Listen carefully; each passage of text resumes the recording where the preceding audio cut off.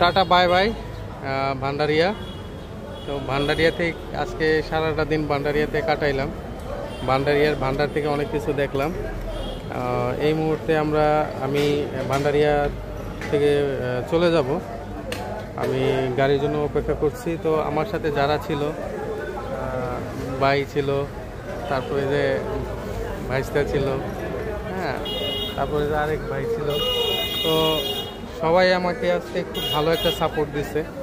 সবাই খুবই হেল্পফুল ছিল এবং তাদের কারণে আজকে আমার এই ভান্ডারিয়া আসা সার্থক।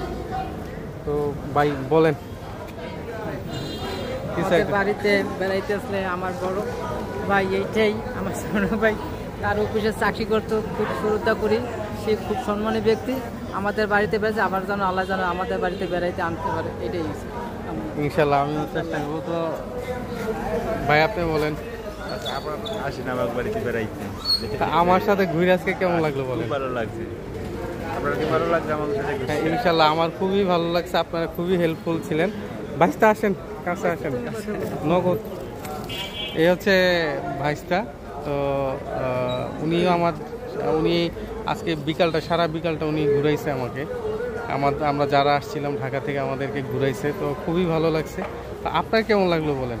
আমারও ভালো লাগছে, কিন্তু সেইভাবে সময় দিতে পারেন নাই। আরও নিয়ে ঘুরলে আরও হয়তো বেশি ভালো লাগতো, কিন্তু পরবর্তীতে আসবেন যাতে এর সাইডেও ভালো কিছু দেখাইতে পারি এবং উপভোগ করতে পারেন।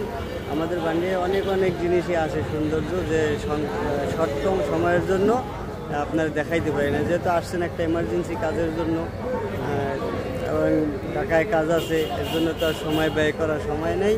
কিন্তু পরবর্তীতে আসবেন, এটাই আপনার কাছে আশাবাদী যে পরবর্তীতে আসবেন যাতে আপনার নিয়ে আরও সময় ব্যয় করতে পারি। ইনশাল্লাহ।